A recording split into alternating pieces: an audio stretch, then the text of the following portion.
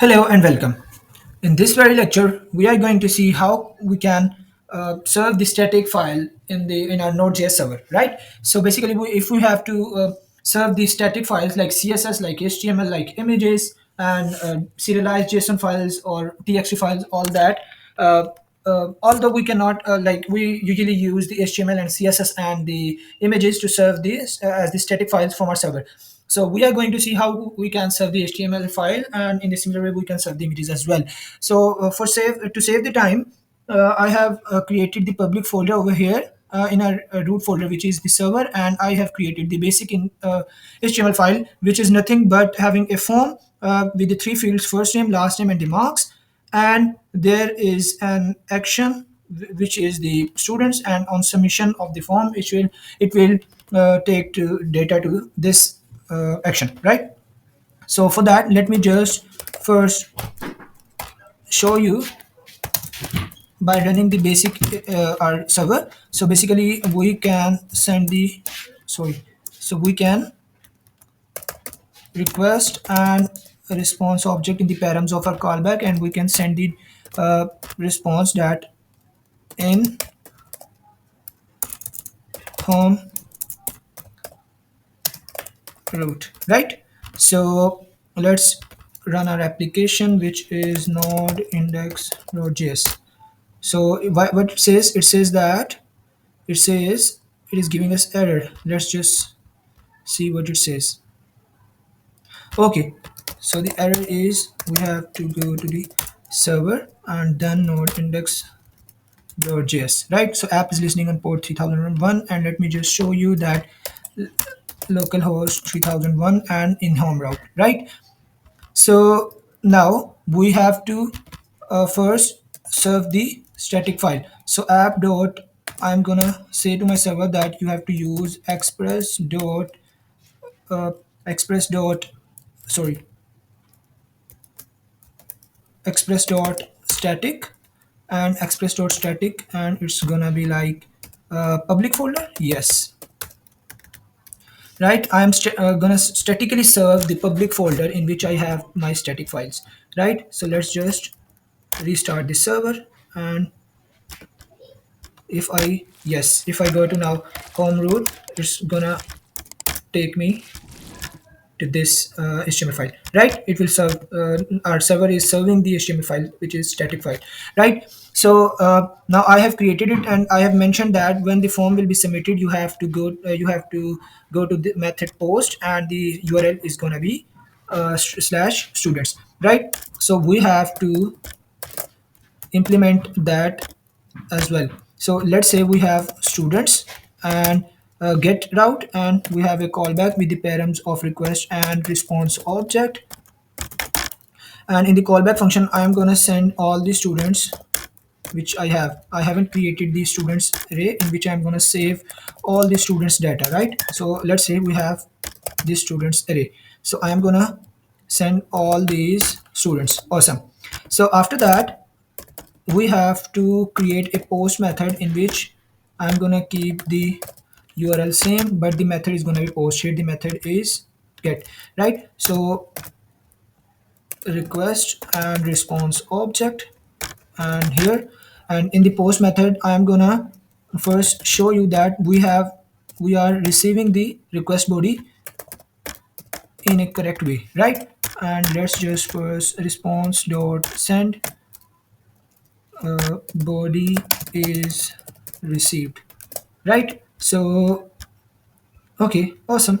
But we will be doing some mistake because we are submitting the form, so we have to mention over here that, and we need to tell that the server that you have to use the express, which is the middleware, basically express.json, like this.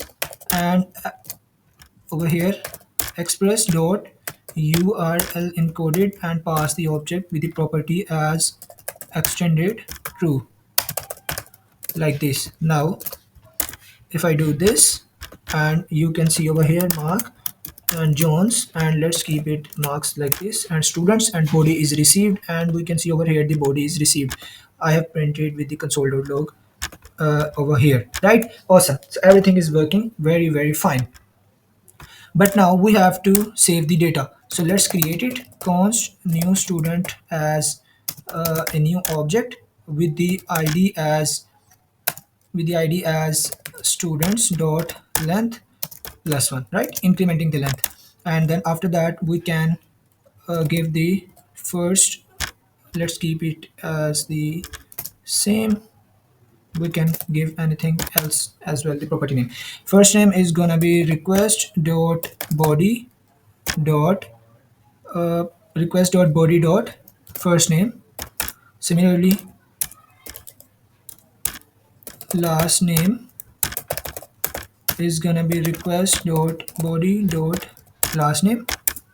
In a similar way, marks will be fetched from the request dot body dot marks, like this, right? And after that we can send the data, send the response, and we can see that it's we can show that, and the send the response like student has been saved, student record has been saved, right? And let's just see, we have data like we have to restart our server like this, mark and Jones, and let's keep it as 10 marks.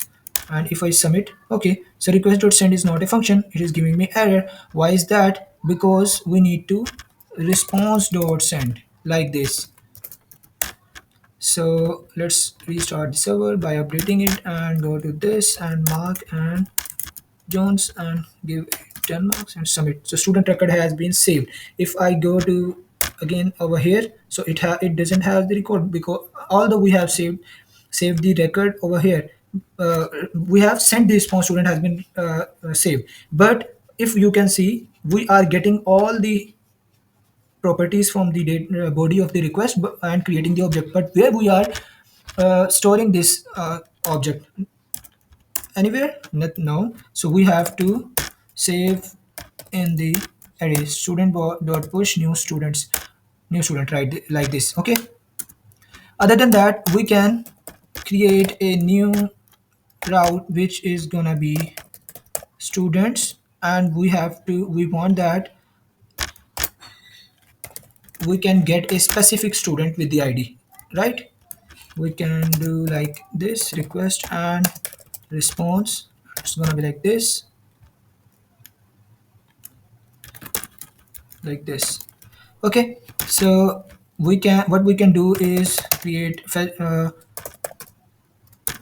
found student equals to students dot, we can use the built-in function which is defined, and we can give a callback that s, and the s dot id should be equals request dot params dot id, because this id will be received in parameters, params object in the request response and the request object, and we will use that object and we will get the id from the params and we will match it, right? So this function, this find method, what is this function gonna do? It's gonna check for the each student or object stored in the student, that the student id is same as the passed id in the params. If it is, it will return that student, the first one. If two students will be having the same id, it's gonna return the first matched, right? First matching one. And then send the we can send in the json, or we can use the response dot send function as well. So in the json we have to follow the json structure. Student is gonna be found student, like this, okay. Now we can test it as well, but we have to restart our server, and let's clear the console and node index.js. Everything looks perfect, and we can go over here. If we can go here, and we can see no not a single student is saved yet. So Jones, and if it has gained the 20 marks, the student record has been saved. If we can see, yes, the student record has been saved. you can see over here, right? If we want to fetch a specific record, we can give the id, like its id is 1, so it is giving us this record the same as save. So let's keep it as bill and gates, right? And it has gained the 100 marks, and the student record has been saved. If we see all the students, we have two students now, and if we want to get a specific one, we can get that. You can see over here. And if we want to get the bill gates, its id is 2, and you can see over here. So this is the basic application, and this tutorial, I hope help you to learn how we can serve the static html file. This is how we can serve, and if the form data has been passed or then to the server, we can encode that, and we can use the JSON, which is the middleware, and these are the routers provided by the Express.